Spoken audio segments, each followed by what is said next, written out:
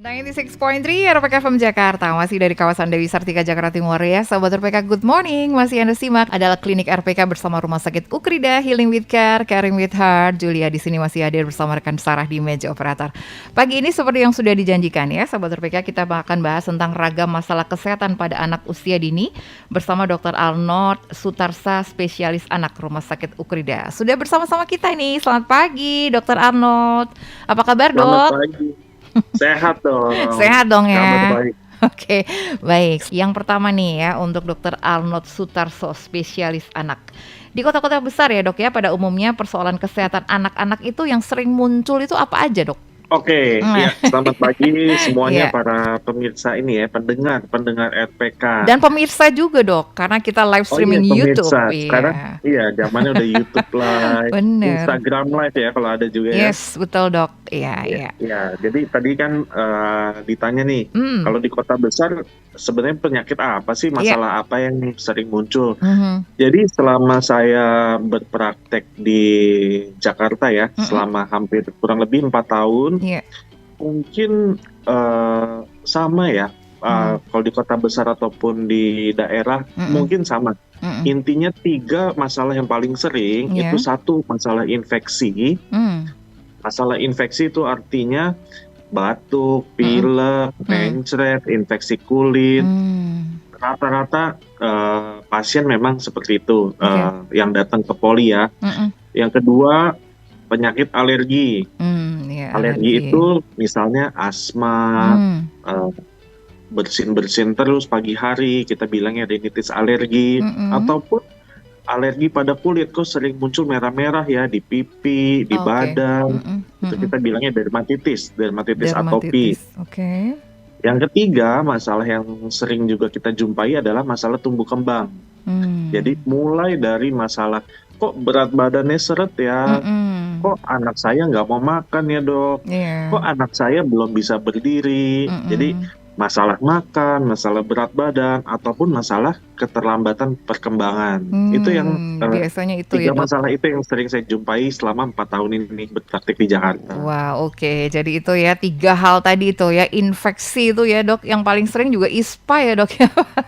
Iya, Infeksi batuk, batuk, pilek, pilek, heeh. ingus, Iya iya, diare, diare ya, oke. itu Dan masalah tadi infeksi. iya, dan kulit tadi tuh alergi ya, Dok, ya, biasanya ya, ada yang Betul. merah-merah gitu, kemudian bersin-bersin, itu juga saya sering lihat tuh ya, anak-anak tuh kalau pagi-pagi dingin bersin mulu gitu ya, Dok, ya.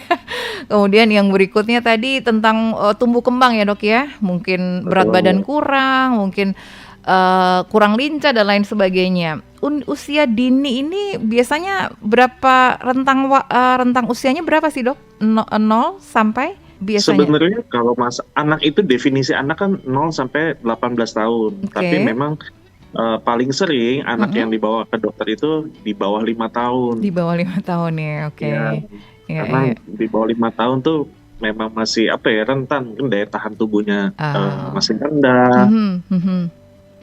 Yang paling sering itu ya, Dok, ya, usia 0 sampai 5 tahun itu sering banget ya dibawa orang tuanya ke, dokter, ke rumah sakit karena gangguan 3 tadi itu ya, masalah 3 tadi ya. Betul, betul. Oke, kira-kira, kenapa sih, 3 hal itu selalu terjadi, Dok? Faktor apa saja yang mempengaruhi munculnya masalah kesehatan, tersebut? Oke, jadi sebenarnya in general atau Mhm, secara umum, mhm, kita harus mengerti prinsip dari host environment agent. Apa tuh oke, host environment agent? Jadi kenapa seorang anak bisa sakit, yang lain tidak, itu semua mmm, tergantung dari host. Host itu artinya badan si anak itu sendiri, oke, badan kita sendiri, mmm, badan si anak, mhm, yaitu dari daya tahan tubuhnya, yang oke, pasti kan. iya, Daya tahan tubuh itu nanti panjang tuh berbicara mhm, mengenai nutrisinya, imunisasinya lengkap atau enggak, mhm, kemudian mengenai kebersihan atau hygiene personalnya, iya, itu berbicara mengenai host, yaitu mmm, di badan anak itu sendiri. Yang mhm, kedua, tentu suatu penyakit itu dipengaruhi oleh agent. Agent itu kumannya ya. Jadi mhm, kalau kumannya ganas iya, atau kumannya banyak ya, mhm. tentu dia akan mudah terkena penyakit. Oke. Ketiga, environment. environment itu lingkungan. Jadi kalau dia misalnya si anak ini lingkungan yang nggak bersih, atau misalnya ya gampangnya gini deh, waktu kita zaman COVID ya, Mm-mm. kalau anak dibawa ke tempat keramaian yang banyak COVID ya pasti si anak terkena COVID gitu kan. Mm-mm. Mhm. Gitu. Jadi suatu penyakit itu kalau saya mungkin menjelaskannya dengan 3 itu, ya Mm-mm. tergantung dari hostnya si anak Mhm. itu kuat atau enggak, Mhm. tergantung dari environmentnya bersih atau enggak, dan tergantung dari agent kumannya itu sendiri. Oke. Jadi kalau misalnya tiga-tiganya ini menjadi sebab gitu, mungkin satu satu sebab bisa mengakibatkan gitu, atau harus memenuhi tiganya langsung gitu, bisa langsung sakit gitu, Dok? Nah, salah satu juga Salah satu ya bisa ya, Dok, ada ya? masalah di salah satu dari ketiga itu pasti bisa menyebabkan penyakit. Iya, dari 3 tadi penyebab itu yang paling gitu ya, bisa jadi penahan itu, host ya, Dok, ya? Imunitas tadi? Atau ya Hmm, imunitas bagus, kalau gempurannya agentnya kuat banget, atau lingkungannya ini parah banget, udah imunisasinya tinggi tetap aja kena gitu kah? bukannya paling bagus, Mmm, paling bisa kita cegah. Jadi paling kan bisa kita segala cegah, sesuatu oke. ada yang preventable, ada yang unpreventable, atau ada sesuatu yang you can control, Mhm. ada sesuatu yang you cannot control. Iya. Misalnya environment, Mhm. polusi udara nih lagi Mhm. gencar-gencarnya ya. Semua Betul, orang bilang Dok. Wah, polusi kita nggak bisa kontrol. iya, iya. Maksudnya kita keluarga individu-individu masyarakat ini nggak bisa kontrol. Yang bisa kontrol tentu pemerintah, Iya. regulasi. Tapi kan itu kita nggak bisa kontrol. Mmm. Yang orang tua bisa kontrol, ya cuman si host ini. Host-nya, oke. Ya, Tuh. jadi, imunitas, anak-anak ini gitu yang perlu diperhatikan ya, yang bisa Betul, kita betul, kontrol, yang kita upayakan terus ya, Dok, ya, supaya tidak terkena penyakit-penyakit tadi itu ya. Tadi sudah disampaikan ya sahabat RPK bahwa ada 3 sebenarnya penyebab ya, Dok, ya. Ada host-nya, diri sendiri, kemudian agent, itu, kuman-kuman di luar sana gitu ya, Dok, ya, dan juga lingkungan tadi ya sahabat RPK, ketiga-tiganya ini yang akhirnya, menimbulkan penyakit tadi. Biasanya sih, karena apa tadi itu, Dok, infeksi ya, Dok, ya, kemudian alergi, kemudian yang berikutnya tumbuh kembang ya sahabat RPK. Itu biasanya beragam, 3 masalah itu yang, biasanya Dokter Arnold tuh temuin ya, Dok, ya, pada anak-anak usia dini. Dan oke, kalau kita sakit aja, Dok, ya, itu kan sangat mempengaruhi kualitas hidup kita ya, Dok, ya. Nah, kalau untuk anak-anak sendiri nih, Dok, kalau anak-anak sakit udah pasti, mempengaruhi tumbuh kembangnya ya, Dok, ya. Itu udah otomatis ya, Dok. Tapi mungkin, bisa dijelaskan, di bagian mana gitu, Dok? Misalnya anak-anak tuh kalau misalnya, ada pengaruh pada tumbuh kembangnya tuh seperti apa sih gitu? Apanya sih yang mempengaruhi gitu? Silakan, Dok. Ya, jadi betul, betul banget. Mhm. Kita sakit, kita juga kualitas hidup kita akan terganggu. Mhm. Begitupun dengan anak. Iya. Ketika anak sakit, pasti akan mengganggu pertumbuhan dan perkembangan, bukan hanya perkembangan. Mmm. Artinya, seorang anak itu kan ya kita bisa menilai apakah ini anak sehat atau tidak itu dari 2 hal, yaitu pertumbuhan dan perkembangan. Oke. Pertumbuhan itu parameternya adalah berat badan, tinggi badan. Mhm. Nah, kita ingat nih, kalau si anak sakit, Mhm. pasti dia nggak mau makan. Iya. Satu. Oke. Kedua, anak sakit, dia akan, apa ya, Nangis gitu, selain Dok, selain rewel, nggak mau nangis. makan, dia terjadi pengeluaran energi lah, atau energi Mmm. berlebihan. Karena namanya kita sakit, kita butuh energi untuk melawan penyakit itu tersebut, Oke. ya. Mhm. Jadi yang ada pasti orang tua akan bilang, "Dok, anak saya udah sakit nih 3 hari, Mmm. berat badannya langsung turun Turun atau ya. mukanya langsung kurus." Iya. Nah, Oke. itu yang kita bilang pasti akan mengganggu pertumbuhan dan perkembangan. Iya. Anaknya makin kurus, makin berat badannya makin turun. Mhm. Kalau kita biarin terus, artinya oke deh dia udah sembuh terus, tapi kan nih anak jadi kurus ya. Nih anak Iya. jadi kurus, kalau dia makannya kita nggak kejar, kalau anak kurus tentu daya tahan tubuhnya akan menurun dibandingkan Mmm. dengan anak-anak lainnya. Mmm. Daya tahan tubuhnya menurun, gampang terkena infeksi. Jadi muter-muter di situ. Oke. Infeksi, mengganggu pertumbuhannya, infeksi lagi. Nah, itu yang kita harus cegah. Mhm. Yang kedua, tentu masalah masalah kesehatan, infeksi, penyakit akan mengganggu perkembangannya. Mhm. Kenapa? Mhm. Ya, mungkin ini secara jangka panjang. Kalau dia terjadi infeksi terus-menerus, nanti dia akan kekurangan, namanya bisa kekurangan zat besi, Iya.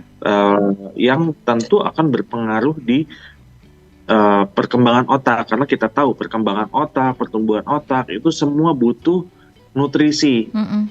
Nutrisi, butuh protein, butuh AADHA, butuh zat besi, zinc, dan lain-lain. Iya. Nah, nyambungnya di situ tuh. Jadi kalau dia terjadi infeksi terus-menerus waktu kecil, waktu Mm-mm. terjadi 0 sampai 2 tahun, Mhm. berat badannya turun, gangguan perkembangan dari organ-organnya, dari otaknya, dari badannya, Mm-mm. itu akan mengakibatkan terjadi gangguan perkembangan di masa mendatang, di dewasanya, yang Mm-mm. biasanya itu berhubungan dengan kemampuan belajarnya, Oke.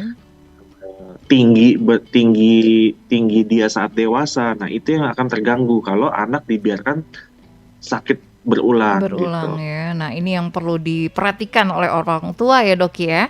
Oke, Betul. gitu. Sakit sembuh sih gitu. Tapi kalau sakit-sakit terus yang tadi ya yang dikhawatirkan itu mempengaruhi pertumbuhannya, perkembangannya, kecerdasannya gitu ya, Dok ya. Yang Betul. tadinya gitu mungkin di usia setahun belajar apa gitu, tapi karena sakit belum belajar gitu ya, Dok ya, tiduran gitu ya. Nah, hal seperti ini mungkin saja ya luput gitu ya. Udah ntar juga sembuh gitu. Tapi kalau sakit-sakit terus ternyata ada tuh hal-hal yang akhirnya tidak bisa dilakukan gitu ya, Dok ya. Ini juga semakin mempengaruhi pastinya. Dari YouTube nih, Dok, ada yang bertanya dari Bapak Zamaluddin Purba. Selamat pagi Pak Jamal. Faktor makanan bagaimana, dokter? Karena akhir-akhir ini kan banyak makanan yang tidak sehat. Nah, ini dia nih pertanyaan berikutnya, sebenarnya saya mau tanya tentang ini ya, Pak Jamal ya, tentang junk food gitu ya, Dok ya. Nah, ini sekalian aja nih, Dok, dijawab pertanyaan dari Pak Jamal Purba. Silakan, Dok. Tadi pertanyaannya gimana? Akhir-akhir ini banyak Eh, makanan nggak sehat, iya betul. betul, faktor makanan pasti sangat mempengaruhi kesehatan gitu maksudnya, Dok. Oh iya, pasti, Mm-mm. pasti. Jadi kita balik lagi ya, Mm-mm. seperti yang tadi, salah satu kebutuhan dasarnya adalah nutrisi, Nutrisi, nutrisi betul. Mhm. supaya daya tahan tubuhnya kuat. Mm-mm. Nah, gimana nutrisi apa, yang seperti apa sih yang bagus buat anak? Ya. Eh, Mungkin pernah dengar kalau dulu istilahnya adalah 4 sehat 5 sempurna. Iya betul. 4 sehat 5 sempurna, tapi sebenarnya Mm-mm. dari pemerintah sudah mengganti Mm-mm. slogan 4 sehat 5 sempurna menjadi isi piringku. Oh, oke, isi Isi piringku. piringku, Mm-mm. apa tuh isi piringku? Mm-mm. Itu adalah eh, komposisi makanan yang seimbang Mm-mm. untuk anak-anak secara in general. Jadi ada karbohidratnya, ada lemaknya, ada sayuran, buah-buahan, Mhm. yang dibagi secara seimbang. Jadi jangan yang karbohidratnya kebanyakan. Mm-mm. Nah, eh, itu sebenarnya gampang ya, bisa dilihat tuh, isi piringku bisa dilihat di internet. Ya. Misalnya ada satu piring, Mhm. itu cara gampangnya kita bagi dua. Udah dibagi dua, setengah piringnya itu 2/3-nya si karbohidrat, Mm-mm. lalu setengah yang kedua 2/3-nya sayur-sayuran. Ya. Lalu sisanya ada buah-buahan dan lauk pauk gitu. Oke, ya, itu bisa ya dilihat. Jadi untuk memenuhi gizi gitu ya terhadap anak-anak tuh isi piringkun tadi ya, Dok ya. Ada Betul. lauk pauk, buah-buahan, sayuran dan makanan pokok juga nih. Nah, itu yang perlu Jadi itu diperhatikan. yang supaya kita mendapatkan karbohidrat, lemak, Mm-mm. protein, Mhm. dan mineral atau mikronutrien. Mm-mm. Itu yang kita sarankan. Memang betul kekhawatiran Pak Jamal itu, dok, gimana tuh makanan-makanan di luar? Sama Iya. tadi kan Mm-mm. ditanya ya, banyak banget junk food ini Iya. gimana? Mm. Ya itu tentu tidak sehat. Mm. Memang betul, namanya anak kita susah untuk melarang terus-menerus. Mm-mm. Apalagi anak-anak kalau kita larang kan malah jadi berontak ya. Iya. Kita larang Pengen, kebanyakan, ini iya. secara psikologi. Oke. Seorang anak itu kalau kita larang terus pasti dia akan berontak Berontak lama-lama. ya. Mm. Nah, jadi ya pasti kan sekali-sekali kadang-kadang kita kasih dia es krim, sekali-sekali kita kasih permen. Mm-mm. Segala sesuatu yang kebanyakan itu pasti nggak bagus. Mm-mm. Nah, buat orang tua yang perlu dimengerti, adalah sebenarnya yang kalian kasih tuh apa sih? Misalnya nih, Mm-mm. misalnya Mhm. mie instan. Mie instan tuh isinya apa? Iya. Mie instan itu satu bungkus itu dia isinya cuma karbohidrat, Mm-mm. lemak sama garam, natrium. Iya, oke. Sedangkan mikronutrien lain yang sebenarnya dibutuhkan seperti vitamin, zat besi dan lain-lain itu nggak ada di mie instan. Hmm. Begitupun juga dengan misalnya minuman-minuman yang bersoda, Hmm. itu juga sama, isinya cuma gula, sedangkan protein dan lain-lainnya nggak ada gitu. Jadi Iya.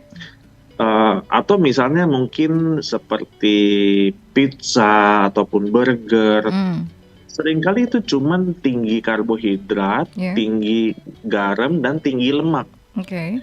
gitu. Jadi orang tua harus paham, oke, kalau kalian kasih itu, kalian harus seimbangin dong dengan makanan-makanan yang lain yang sehat, Iya. yang mengandung mikronutrien dan lain-lainnya. Baik, makanan itu berarti termasuk faktor yang ketiga ya, tadi ya, environment ya dok ya, lingkungan, masalah lingkungan juga termasuk tuh ya makanan ya.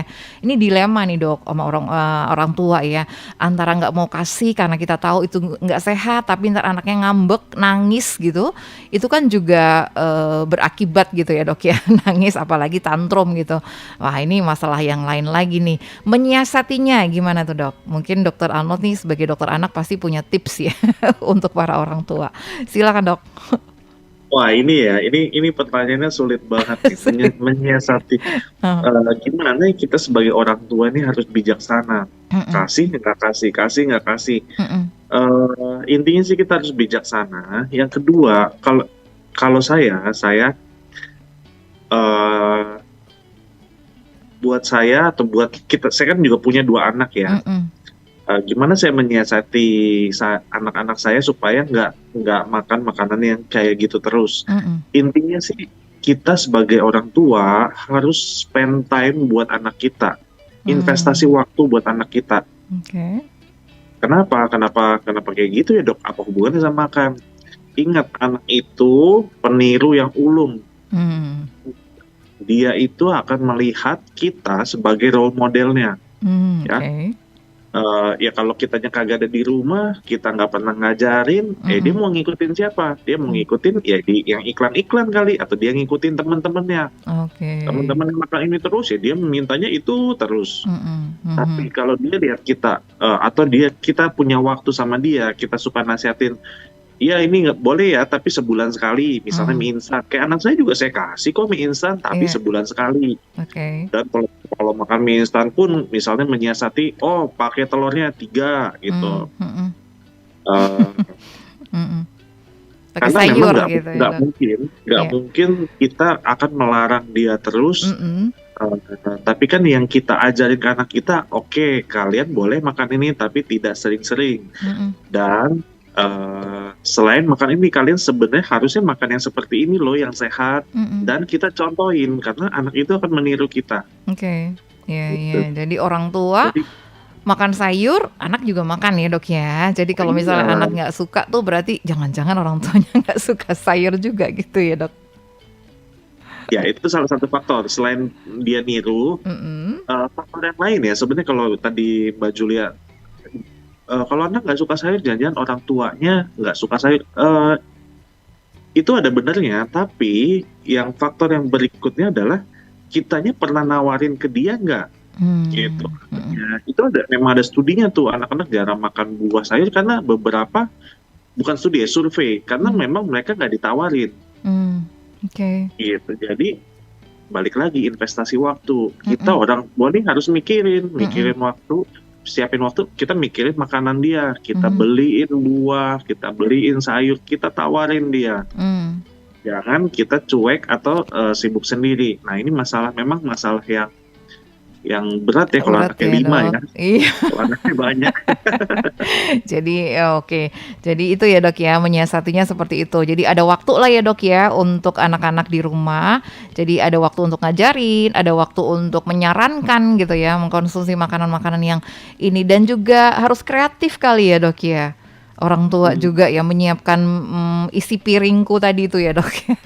betul betul. Oke, Pak Jamal udah paham ya, Pak ya. Ya gimana ya, kadang-kadang tuh kalau ngeliatin makanan di luar ya Dok ya, kalau nggak dikasih katanya anaknya tuh nggak gaul ntar gitu, kuper, nggak tahu rasanya. Tapi sekali-sekali boleh kata Dokter Arnold ya, sebulan sekali gitu ya Dok ya. Dan sisanya gimana caranya bisa diberikan makanan-makanan yang bernutrisi tadi ya, diisi piringku tadi.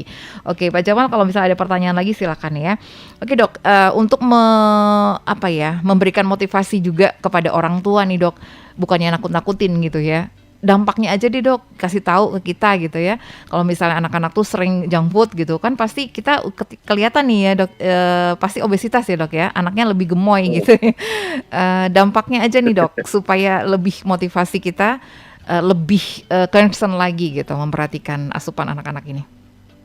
Iya, jadi memang paling sering, paling berhubungan adalah kalau dia makan junk food terus tinggi karbohidrat, lemak, dan garam, Mhm, tentu berhubungan dengan obesitas. mmm, Obesitas tuh kegemukan lah, mhm, gemuk, berat badan berlebih. Kalau obesitas itu pasti berhubungan dengan gangguan metabolik. mmm, Apa tuh gangguan metabolik? Kalau orang tua tuh darah tinggi, kencing manis, kolesterol, asam urat, ya seperti itu. mmm, Sama obesitas pun sangat related dengan darah tinggi dan diabetes. mmm, Itu yang paling sering, dan memang efeknya itu mungkin ya ketika dia dewasa 10-20 tahun lagi. Makanya orang tua kadang-kadang biarin deh gemuk-gemuk, tapi mhm, kita kan nggak tahu ya 10-20 tahun lagi. mmm, Itu efek jangka panjang ya. ya, Ada beberapa efek jangka pendek. Kalau anak yang gemuk itu biasa yang langsung kelihatan, satu, dia ini ngorok tidurnya oke, karena terjadi gangguan obstructive sleep apnea. Jadi karena bentuk lehernya dia kalau tidur jadi ngorok gitu. Kalau orang ngorok mhm, tentu ada dua masalah yang sering timbul tuh. Biasa bangun tidurnya nggak segar, mhm, karena ketika dia tidur ngorok itu kurang suplai oksigen ke otak. Jadi dia kok bangun tidur nggak seger, lemes-lemes terus. Yang kedua, kalau ngorok juga kadang-kadang sering terjadi batuk pilek. mhm, Kenapa? mhm, Kalau orang yang biasa napasnya lewat hidung, itu kan ada filternya, ada ya, bulu hidung buat filter kuman, mhm, filter virus dan lain-lain. Kalau dia mhm, ngorok, dia napasnya lewat mulut. mmm, Napas lewat mulut kagak ada filternya, jadi gampang terjadi mmm, batuk pilek lagi, batuk pilek lagi. oke, Itu salah satu efek jangka pendeknya pendek, yang gampang kelihatan. mhm, Efek jangka pendek yang kedua, kalau obesitas yang terjadi pada anak-anak, kadang-kadang mempengaruhi bentuk kakinya. Bentuk mmm, kakinya juga, ya kan kaki kan penyangga tubuh ya, penyangga betul, badan kita. Nah, hati-hati, itu juga bisa mempengaruhi bentuk kakinya, mmm, gitu. oke. Bentuk kakinya tuh jadi gimana sih, Dok? Jadi O, jadi O. Oh, jadi O ya, Dok, ya, oke. Ya. Jadi itu juga berpengaruh ya karena menopang tadi itu ya, Dok, ya, beban, berat badannya tadi. Sebenarnya pembahasan kita itu masih lumayan banyak sih, Dok, ya, tapi sayang sekali waktunya yang singkat sekali. Tapi gini Dok, itu tadi beberapa macam penyakit yang sudah disampaikan di awal gitu. Kita pengen tahu juga Dok, anak-anak ini kan memang rentan ya Dok ya, imunitasnya nggak sebagus kita mungkin orang dewasa. Dulu zamannya Covid aja anak-anak yang mesti kita protek, lansia gitu ya Dok. Nah untuk menghadapi virus-virus, kemudian yang di luar sana tuh ya Dok ya, penyakit-penyakit yang menular gitu, biasanya anak-anak tuh dapat sakit yang untuk virusnya tuh apa aja sih Dok, macam penyakitnya itu? TBC mungkin gitu Dok, atau penyakit lainnya gitu, yang biasanya Dokter Ano tangani? Pertanyaannya agak panjang nih, kalau jenis virus jenis virus apa saja yang mengenai anak itu banyak sekali. Kita Banyak ya balik Dok lagi ya? ya, Oke. kalau balik lagi secara epidemiologi tadi, paling sering memang batuk pilek. Batuk Mhm, pilek itu paling sering mhm, biasanya rhinovirus, adenovirus, oke, virus flu. mhm, Nah, memang tadi salah satu yang disebut sama Mbak Julia, TBC banyak nggak? Ya, balik lagi tergantung epidemiologi. Artinya setiap daerah tentu berbeda-beda. mmm, TBC itu biasa terjadi di daerah yang mungkin menengah menengah ke bawah, yang daerah pemukiman padat, yang ventilasinya kurang baik. Nah, itu yang sering terjadi TBC. Memang angka kejadian TBC di Indonesia memang masih cukup tinggi, tapi seringkali orang tua khawatir tuh kalau yang batuk pilek berulang. Kan mereka sering sering nanya ke dokternya tuh, dok ini TBC atau bukan? Ini saya sebut-sebut TBC karena tadi ada Mbak Julia sebut, dan memang benar tuh kalau anak batuk pilek berulang, orang tua sering mengkhawatirkan ini TBC atau bukan. Mm-mm. Biasanya orang tua tuh, saya selalu mengatakan orang tua nggak usah khawatir kalau di keluarganya kagak ada yang TBC. Ini anak mau dapat kuman TBC-nya dari mana? Mm-mm. Itu. Jadi kalau dari keluarga-keluarga yang mungkin menengah ke atas, ya rata-rata keluarga apa lingkungannya kan juga bersih, kemudian keluarganya nggak ada yang sakit TBC. Mm-mm. Nah itu mau dapat kuman TBC dari mana? Biasanya sih enggak. Biasanya sih enggak Jadi ya. nggak terlalu banyak lah, tergantung dari epidemiologi, dari tingkat tingkat keluarga kelas apa, kemudian dari lingkungan tinggalnya seperti apa gitu. Itu yang harus Hmm. kita perhatikan. Oke. Di lingkungan kita aja gitu ya, kalau kita ke mall tuh dok, kan suka banyak baby gitu ya, newborn gitu juga diajak gitu ya. Walaupun mungkin lingkungan di rumahnya bagus gitu ya dok, tapi kan mungkin lingkungan yang di luar itu kan nggak sebagus di rumah ya dok ya. Memang kadang suka ada rasa khawatir juga sih kalau ngelihat gitu ya, mungkin ayah ibu mengajak putra putrinya yang masih kecil-kecil gitu dok. Pendapat dokter Arnold gimana tuh? Mereka tuh di mall-mall gitu ya suka pakai stroller gitu. Stroller. Ya, eh, ya itu dia, Speechless ya dok. Memang sering lagi-lagi, Heeh. lagi-lagi sama seperti makanan junk food, kita nggak mungkin dia ngelarang 100%. Iya. Sama begitupun juga dengan apa? Masa kita ngelarang anak ke mall kan nggak mungkin. Mm-mm. Ngelarang bayi ke mall mungkin nggak. Hmm. Kadang-kadang ya kita apalagi ibu-ibu baru melahirkan nggak boleh ke mall Mm-mm. 3 bulan. Iya. Ibunya biasa tuh jadi stres tuh, Stres kagak ya dok, jalan-jalan. bener. Mau jalan-jalan deh gitu. Otomatis babynya Ya dibawa. memang harus disiasati. Oke. Intinya kalau kita ngerasa oh ini anak baru lahir belum dapat imunisasi sama sekali, Hmm. ya kalau dia mau jalan-jalan boleh aja, tapi Ya. jangan ke tempat yang ramai dong. Kalau bisa Oke. pilih-pilihnya jamnya jangan yang jam jam Betul betul. rame Oke, gitu. iya iya iya. Tapi seiring dengan anak itu bertambah besar, Mm-mm. tentu kan anak imunitasnya akan semakin besar, Oke. semakin bagus, dan Bagus.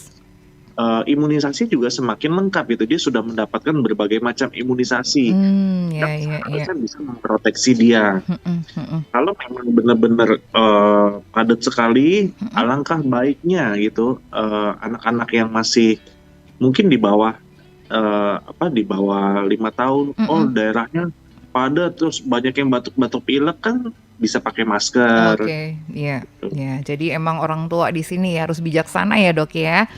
Oke, jadi tadi dokter menyebutkan tentang imunisasi. Jadi itu memang harus ya dok ya, harus ya, jangan sampai dilewatkan gitu ya. Oh iya dong, harus lengkap. Harus lengkap gitu. Tapi mungkin nggak sih dok setelah imunisasi tapi masih terkena gitu, misalnya contohnya BCG gitu ya, tapi masih kena TBC gitu. Ada case ya dok? Balik lagi, segala sesuatu mungkin. Artinya satu imunisasi tidak mencegah 100%. Ya, Oke. memang dia bisa mencegah mungkin sekitar 80% sampai 90%. Tapi Mm-mm. masih ada, Mhm. ingat masih ada teori host environment agent. Hmm. Jadi walaupun dia sudah imunisasi tapi dia exposure-nya banyak, dia Mm-mm. terpapar dengan kuman itu tersebut, Mm-mm. dan pas kebetulan nih anak lagi kecapean, daya Oke. tahan tubuhnya Lagi lagi turun. turun. Nah, itu kan dia bisa menimbulkan penyakit. Oke, baik ya. Jadi itu memungkinkan saja walaupun mungkin 100 banding berapa gitu ya dok ya, karena memang itu memungkinkan. Baik dok, mungkin yang terakhir nih, saran dokter Arnold nih untuk para orang tua di seluruh Indonesia untuk menjaga kesehatan anak-anak masa depan, masa kini dan masa depan gimana dok? Ya, saran saya mungkin kalian pemirsa atau pendengar ini juga sudah sering dengar. Kita sebagai orang tua itu harus memenuhi kebutuhan asah, asih, asuh. Oke. Ya, asah itu artinya kita stimulasi dengan baik dari anak baru lahir sampai dia besar. Asih artinya kita memberikan kasih sayang cukup, kebutuhan psikologisnya untuk itu. Kemudian asuh artinya kita memenuhi kebutuhan fisik dan mental. Fisik Hmm. artinya dari nutrisinya, dari imunisasinya, dan kita juga memantau tumbuh kembangnya. Iya.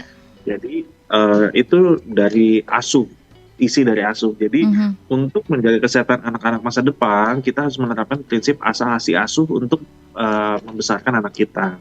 Oke, asah asi asuh itu ya Dok ya, 3 kata Hmm. ajaib tuh yang harus terus dilakukan oleh para orang tua untuk kesehatan anak-anak di masa depan ya. Terima kasih banyak Dokter Arnold, menyenangkan berbincang bersama Dokter Arnold pagi hari ini, dan sampai ketemu lagi di lain kesempatan dengan topik yang mungkin lebih luar biasa ya Dok ya. Sehat selalu, salam buat teman-teman di Rumah Sakit Ukrida.